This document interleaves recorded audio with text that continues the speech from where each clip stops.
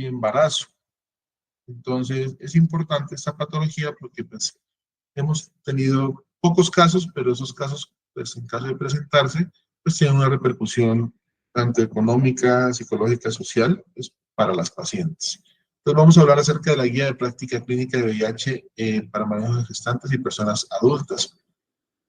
Entonces, recordar pues, que el VIH en el 2019, la ONU-SIDA, que es el grupo que le hace seguimiento, nos decía que aproximadamente 190.000 personas mayores de 15 años vivieron con VIH en el mundo. La prevalencia nacional de personas viviendo con VIH fue del 0,5 al 0,4%. Para 2020 la tasa de incidencia fue de 27 casos por cada 100.000 habitantes. Para 2019 se reportaron 740 niños menores de 12 meses, hijos de madres con VIH.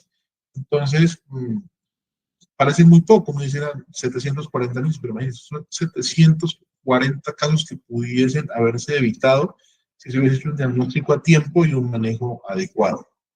La transmisión materno-infantil, de acuerdo con los datos registrados de la estrategia de eliminación de la transmisión materno-infantil para el VIH en 2017 es de 2,2%.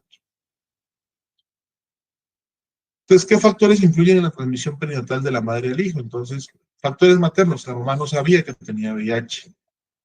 La carga viral de la paciente para el VIH. Si la paciente tiene bajo recuento de linfocitos CD4, si tiene otras infecciones como la hepatitis C, el citomegalovirus, la vaginosis, si la paciente usa drogas inyectables, drogas pues, de uso ilegal, y si la paciente no recibió profilaxis con antirretrovirales. En cuanto a los factores obstétricos, tenemos la duración de la ruptura de las membranas, las corioamnionitis, el parto vaginal y los procedimientos invasivos. Recordar que pues, las pacientes, si nosotros no sabemos el estado clínico de VIH, o le tomamos una prueba de VIH y no tenemos carga viral en esa paciente, idealmente es una paciente que no debe ir a parto vaginal por el riesgo de transmisión perinatal. Entonces, una paciente que debe ir a cesárea.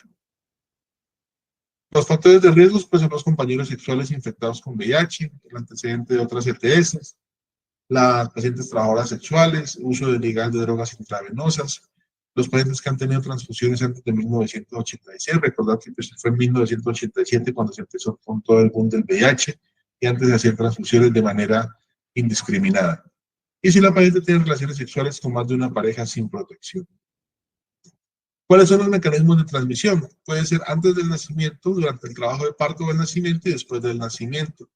Antes del nacimiento, pues se debe a microtransfusiones a través de la placenta, durante el trabajo de parto por las secreciones cervicovaginales y la sangre, y después del nacimiento por la leche materna. Entonces, recordar, paciente con VIH debe inhibirse la lactancia materna. Son tips para que los tengan en cuenta. Entonces, ¿qué es la transmisión vertical o transmisión perinatal del VIH? Es la transmisión del virus de una madre seropositiva a su hijo durante el embarazo, el parto o la lactancia materna. El riesgo de transmisión es menor cuando se detecta lo más temprano posible durante el embarazo o antes. El uso de los medicamentos contra el VIH durante el embarazo y el parto reduce a 1% o menos el riesgo de transmisión del virus. Caso contrario, que no se use medicamentos, el riesgo es muy elevado. Los bebés de las mamás que tengan VIH deben recibir medicamentos contra el VIH las primeras 4 o 6 semanas de vida y no deben ser amamantados. Entonces, ¿cuáles son las etapas donde más se transmite el virus durante el embarazo? Entonces, en la etapa prenatal, es decir, durante el embarazo, si la paciente no se trata, hasta un 10% de posibilidades de transmisión. Durante la etapa perinatal, es decir, cuando la paciente está en el momento del parto, es hasta un 60-70%. Esta es la etapa más crítica de transmisión del virus, es en el momento del parto. Y de manera postnatal hasta un 40% por la leche materna. Entonces, ahora sí el tema que nos interesa es cómo vamos a tamizar el VIH. Lo mismo que en sífilis, las tamizaciones se hacen con pruebas rápidas de tercera o cuarta generación que se realizan al ingreso al control prenatal y cada trimestre. Durante el trabajo de parto, en caso de que no haya habido evidencia de toma de la muestra durante el tercer trimestre. Características de esas pruebas rápidas, pues como dicen, son pruebas rápidas que están en menos de 30 minutos el resultado. Son simples, se realizan 3 o 4 pasos y requieren mínimo entrenamiento para realizarla y el equipo. Es de fácil interpretación, es como una prueba de embarazo que va a decir positiva o negativa y son de bajo costo. Entonces, este es el algoritmo de manejo de VIH, es que los voy pues, a matar de una manera resumida. La paciente ingresa al control prenatal, le tomamos una prueba rápida para VIH. Si la prueba rápida para VIH es negativa, diagnóstico negativo para VIH y le hacemos en cada trimestre una prueba rápida para VIH a esa paciente. Si la prueba rápida que le hicimos es positiva, yo debo realizar una segunda prueba rápida en esa paciente para confirmar o descartar pues, el diagnóstico. Si la segunda prueba rápida es negativa, yo tengo que realizar un examen que se llama carga viral. Si la siguiente prueba, la segunda prueba que hicimos después de una primera positiva, vuelve a ser positiva, yo tengo un diagnóstico presuntivo de VIH en esa paciente y debo empezarle manejo a esa paciente, pero al mismo tiempo tengo que tomar una carga viral. Entonces, resumiendo, primera prueba rápida negativa, control cada 3 meses. Primera prueba rápida positiva, le debo realizar a la paciente una segunda prueba rápida y al mismo tiempo tomar carga viral, salga el resultado que salga. Positivo o negativo, debo tomar una carga viral en esa paciente. Si es positiva la carga viral o detectable, pues yo ya confirmo el diagnóstico de VIH y inicio o continúo el manejo que ya había establecido en el paso 2. En caso de que la prueba rápida sea positiva, la siguiente sea positiva y la carga viral diga que es indetectable, yo tengo un diagnóstico no concluyente. Digo, tengo 2 pruebas rápidas positivas con una carga viral negativa, algo está pasando. Debo tomar una prueba rápida, una cuarta prueba que se llama Western Blot, que me va a decir si es negativa, me descarta el diagnóstico, y si es positiva, pues me lo confirma. Lo mismo, entonces, esta tablita que está en este aquí nos está mostrando los escenarios de la A al I. Entonces, el primer escenario A es lo que dijimos, prueba negativa, entonces seguimiento trimestral. Primera prueba positiva, debo hacer una segunda prueba. Si es positiva, probablemente positivo para VIH y tomar carga viral.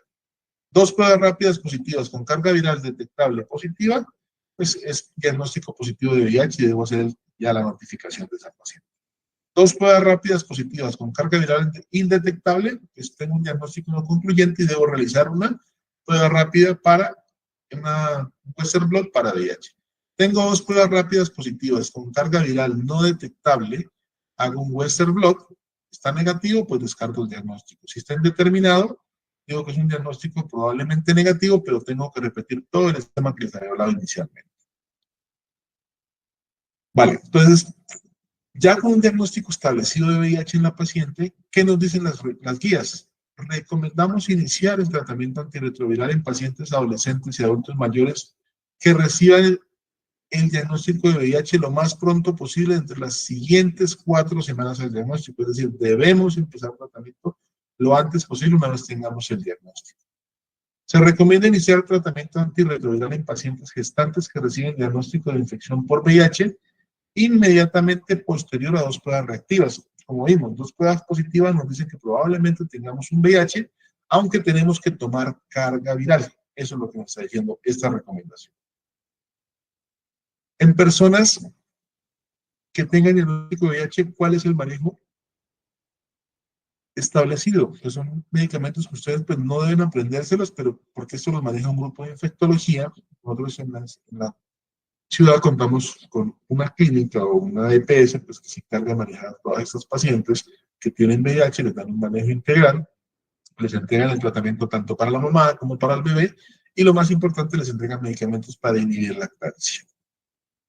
A toda paciente que nosotros le hagamos, empecemos manejo con antirretrovirales, hay que buscar una mutación de un gen que se llama HLA-B5701, sobre todo en pacientes que están recibiendo la amigudina. ¿Por qué? Porque cuando hay alteración de este gen, pues dice que va a haber resistencia al uso de ese medicamento. Los regímenes preferidos, pues están ahí anotados, pues no vamos a hablar mucho de ellos. El más que se usa por lo general es el 3TC, que es el ralgibretravir, abacavir y la amigudina. Entonces, nosotros cuando nos enfrentamos a una paciente con VIH estamos ante varios escenarios. Una, la paciente ya venía con diagnóstico previo, ya tenía un VIH previo al embarazo y ese embarazo, pero venía recibiendo el tratamiento con los medicamentos.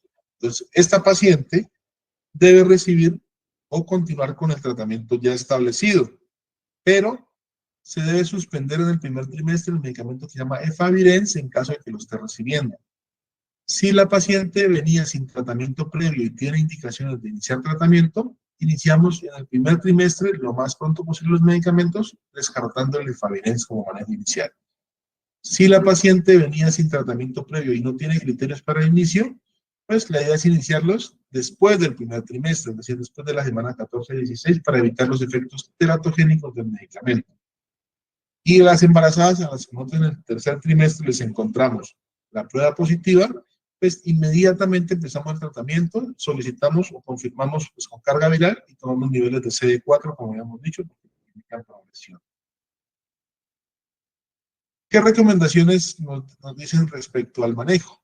¿Qué debería incluir, con qué frecuencia y cómo hacerse la evaluación inicial y el seguimiento clínico, paraclínico, retención y adherencia en adultos y gestantes que viven con VIH? Entonces, nos recomiendan que a estas personas se les realice un manejo por un equipo interdisciplinario integrado por un programa de seguimiento que incorpore estrategias para asegurar el resultado.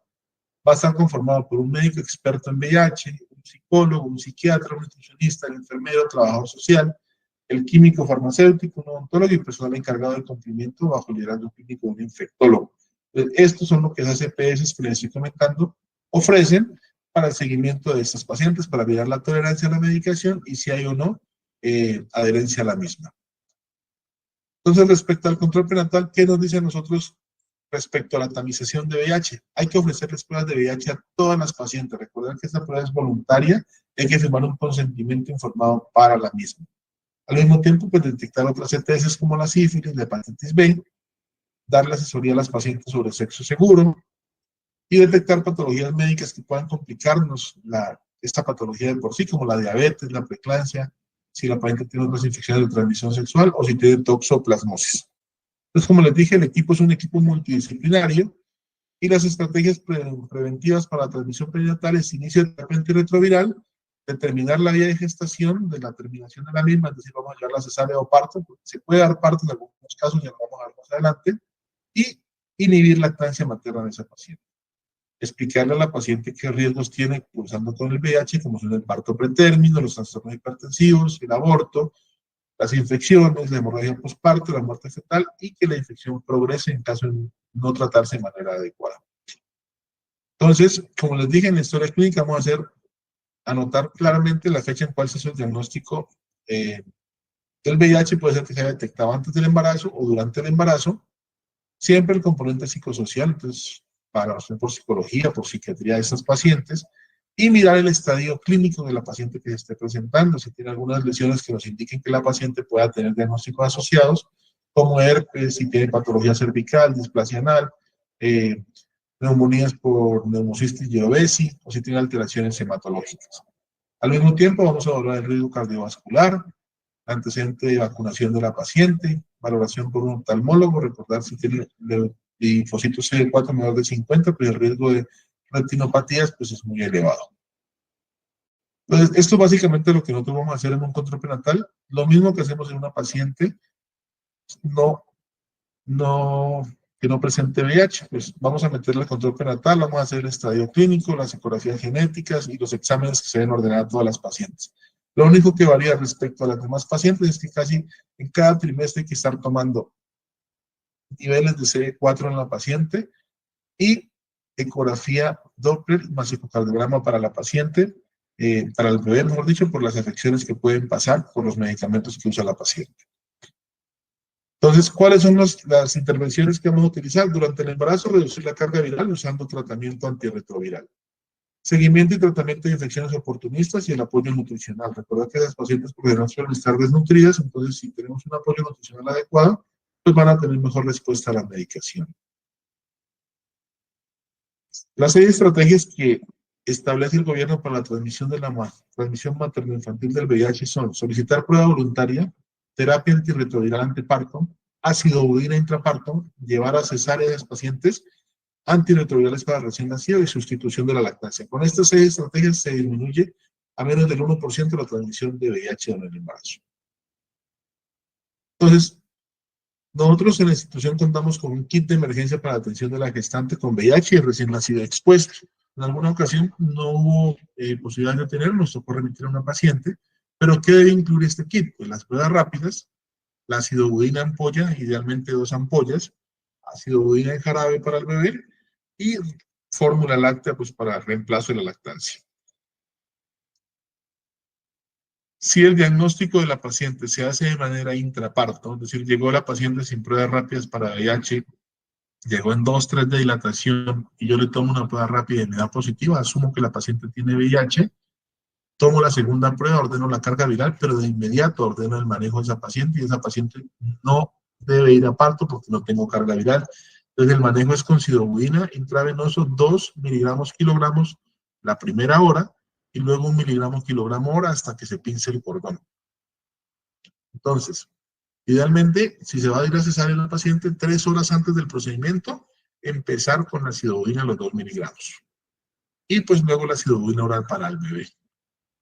El modo de parto en esas pacientes, cesárea electiva a las 38 semanas, siempre y cuando no conozcamos carga viral de esa paciente y en pacientes primigestantes.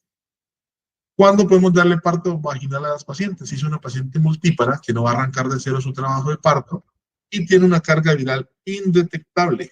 Esa es como la única paciente que podría ir a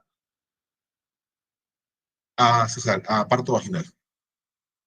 Respecto a suspensión o no del tratamiento una vez se finalice el embarazo, la OMS nos dice que es mejor continuar el tratamiento porque va a permitir que se proteja a la pareja y permite que se disminuya la transmisión en caso de un nuevo embarazo de esa paciente, en caso de que no esté planificado. Esa sería la intervención. Muchas gracias.